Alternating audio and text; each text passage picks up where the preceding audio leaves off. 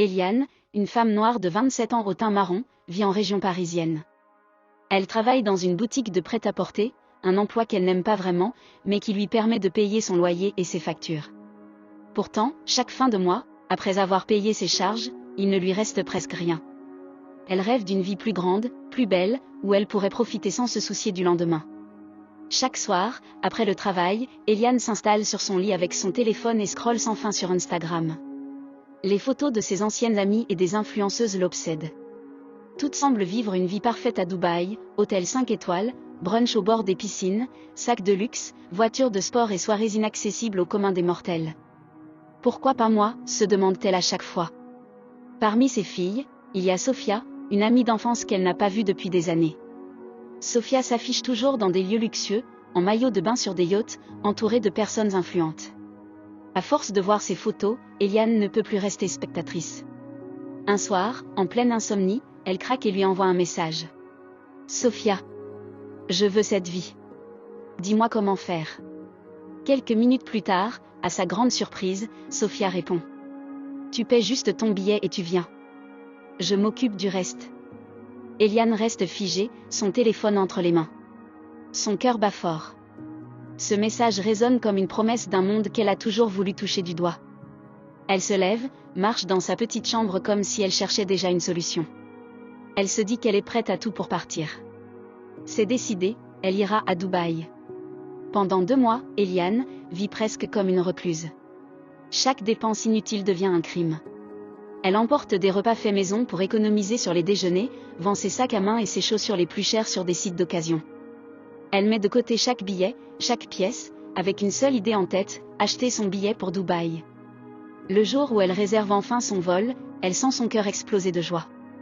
Son rêve est en marche. Lorsque l'avion atterrit sous le soleil éclatant de Dubaï, Eliane sent déjà que sa vie est sur le point de changer. L'air est chaud, chargé d'une odeur de sable et de luxe, et le terminal de l'aéroport brille comme un palace. À peine sortie, elle remarque une voiture de luxe noire, une berline flambant neuve, qui l'attend. Un chauffeur en costume l'accueille avec un sourire professionnel et lui ouvre la portière. À l'intérieur, Eliane reste bouche bée, l'odeur de cuir neuf, l'écran digital sur le tableau de bord, la climatisation douce, tout lui donne l'impression d'être dans un film. Elle pose timidement sa main sur la couture du siège. « Est-ce vraiment ma vie maintenant ?» murmure-t-elle en elle-même. Quand la voiture s'arrête devant l'immeuble de Sophia, Eliane est émerveillée. Le hall ressemble à celui d'un hôtel 5 étoiles, avec des colonnes en marbre blanc et des plantes exotiques. Sophia apparaît dans une robe soyeuse, rayonnante, et l'entraîne vers son appartement. En entrant, Eliane n'en croit pas ses yeux. Un appartement immense, avec des sols en marbre brillant, des lustres en cristal suspendus au plafond, et surtout une baie vitrée donnant une vue panoramique sur la mer turquoise et les gratte-ciels illuminés de la ville. Elle s'exclame, les yeux grands ouverts. C'est ça la vraie vie. Le soir même, Sophia décide de célébrer son arrivée. Elle monte sur un rooftop privé, perché en haut d'un gratte-ciel. La vue est incroyable, Dubaï scintille comme un bijou sous le ciel nocturne. Elle trinque au champagne, se filme avec leur téléphone dernier cri, et Eliane poste fièrement en story. Dubaï, la ville où tout est possible.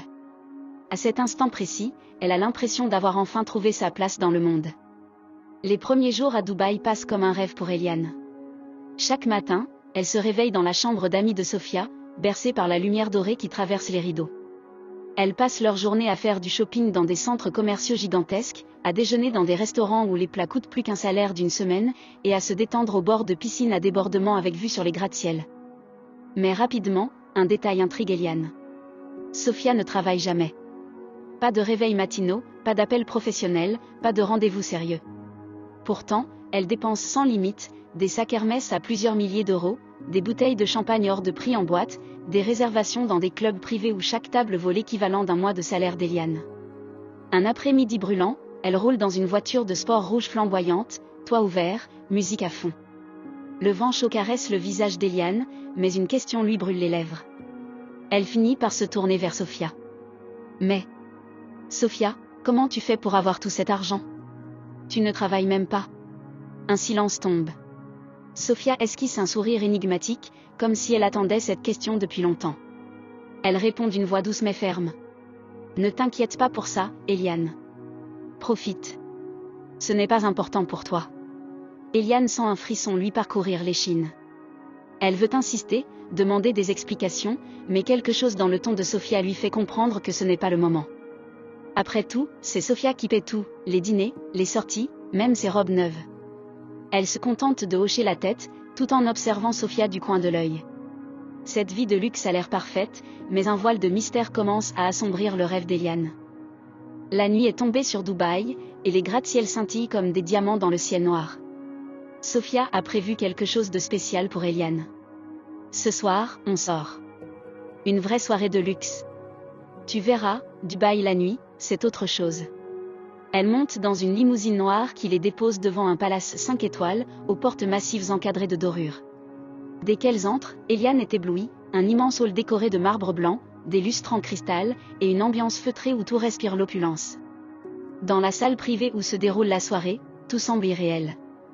De la musique douce, un groupe live qui joue un jazz élégant, des hommes en costume hors de prix qui discutent autour de coupes de champagne, et des serveurs qui circulent avec des plateaux remplis de mets raffinés.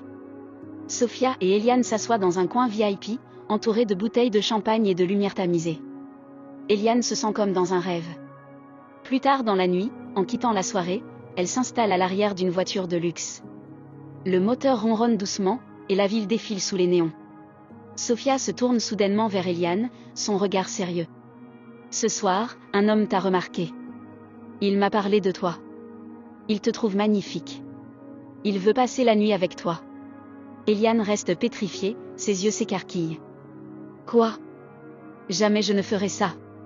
Tu me prends pour qui? Je ne suis pas ce genre de fille. Un silence pesant remplit la voiture. Sophia soupire profondément et croise les bras. Arrête d'être naïve. Tu as déjà eu des ex gratuitement? Pourquoi ne pas te faire payer pour la même chose?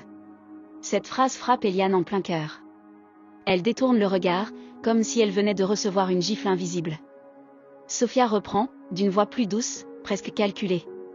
Écoute, il propose 10 000 euros. Tu sais ce que ça représente? 10 000 euros, Eliane. Les mots résonnent dans la tête d'Eliane comme un écho. 10 000 euros, c'est 15 fois son salaire. Elle pense à ses mois de galère, à ses sacrifices pour venir ici. Ses mains tremblent. Elle ferme les yeux quelques secondes, respire profondément, puis murmure d'une voix à peine audible. D'accord. Sophia sourit, comme si elle s'attendait à cette réponse depuis le début. Je savais que tu comprendrais. Le chauffeur dépose Eliane devant un hôtel luxueux, avec des colonnes en marbre et un immense tapis rouge qui s'étend jusqu'à l'entrée. Son cœur bat à tout rompre. Elle hésite quelques secondes avant de pousser les portes dorées et de monter dans l'ascenseur, direction la suite réservée par cet homme qu'elle ne connaît presque pas. Lorsqu'elle entre dans la chambre, l'homme est déjà là. Costume impeccable, regard froid, sourire poli. Il lui parle à peine, comme si elle n'était qu'un détail dans sa soirée. L'atmosphère est pesante. Eliane se sent mal à l'aise, presque invisible. La nuit se déroule dans un silence étrange, sans tendresse ni échange réel, seulement un vide qui la laisse avec un goût amer. Au matin, il lui tend une enveloppe épaisse remplie de billets.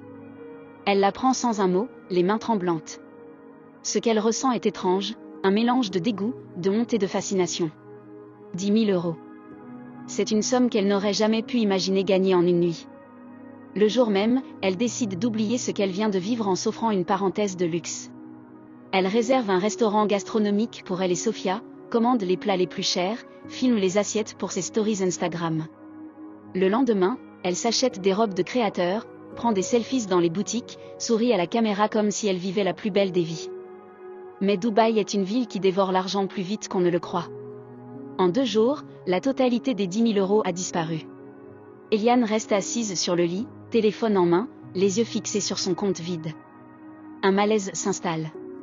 Elle comprend que ce monde de luxe ne pardonne pas, et que pour continuer à jouer ce rôle, il faut payer le prix. 2 jours plus tard, Sophia trouve Eliane assise sur le canapé, le regard vide. Ses 10 000 euros sont déjà partis en restaurant, en vêtements et en soirée. Sophia s'avance vers elle, un sourire froid aux lèvres.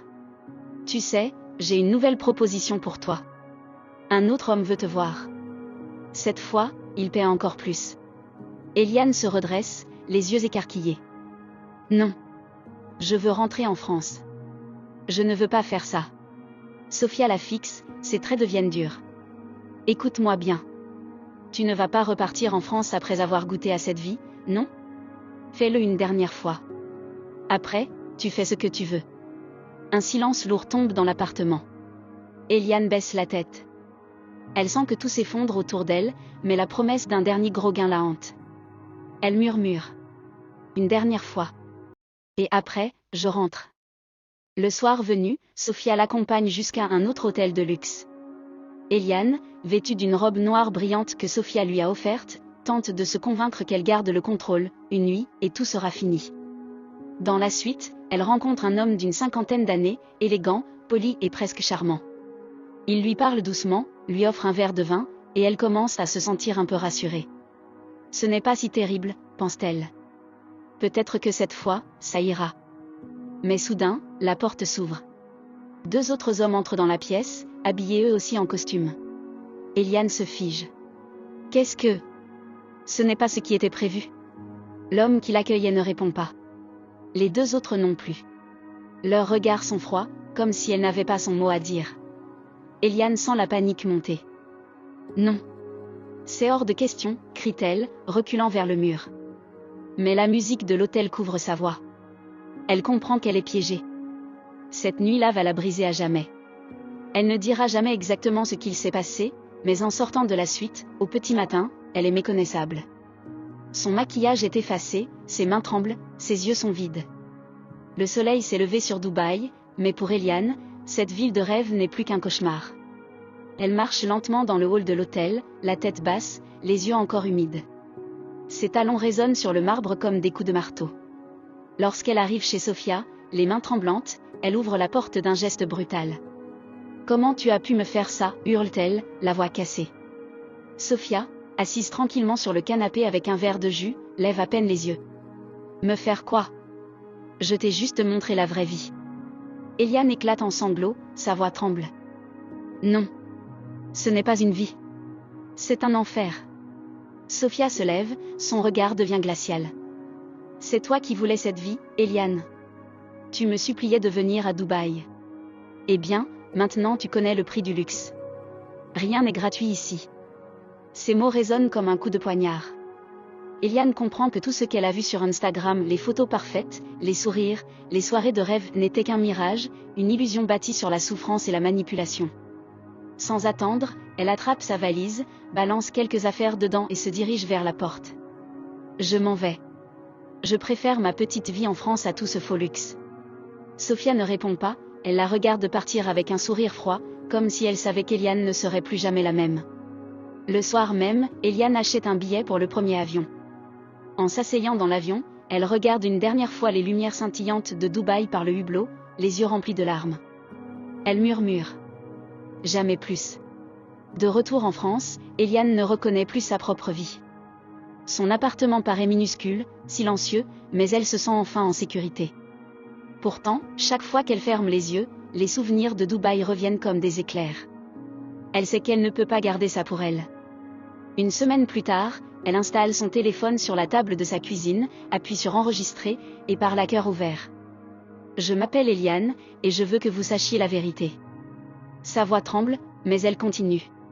Pendant des mois, j'ai cru que la vie que je voyais sur Instagram était la vraie vie, le luxe, les voyages, les soirées. Je voulais tellement cette vie que j'ai tout sacrifié pour aller à Dubaï. Mais ce que je n'ai pas vu, c'est l'envers du décor. Personne ne montre ce qui se cache derrière ces photos parfaites. Personne ne vous parle des humiliations, des choix que vous regrettez toute votre vie. Les larmes coulent sur son visage, mais elle ne coupe pas la vidéo. Si je vous raconte ça aujourd'hui, c'est pour vous dire, ne courez pas après ce mirage. Soyez fiers de ce que vous avez, même si c'est simple. Le vrai bonheur, ce n'est pas une photo avec une voiture de luxe. C'est être libre, ne pas se sentir brisé. Elle prend une longue inspiration avant de conclure. Si mon histoire vous parle, si vous connaissez quelqu'un qui rêve de cette vie sans en voir les dangers, écrivez en commentaire ce que vous en pensez. Dites-moi si vous avez déjà été trompé par ce que vous voyez sur les réseaux. Je veux qu'on en parle. Elle arrête l'enregistrement, les mains tremblantes. Pour la première fois depuis longtemps, Eliane se sent en paix. Merci d'avoir regardé cette histoire jusqu'à la fin. Si elle vous a plu, n'hésitez pas à mettre un like, à la partager autour de vous, et surtout à vous abonner à la chaîne pour ne rien rater des prochaines histoires. Votre soutien est très important et m'aide à continuer de créer du contenu passionnant. Activez aussi la cloche de notification pour être informé dès qu'une nouvelle histoire sort.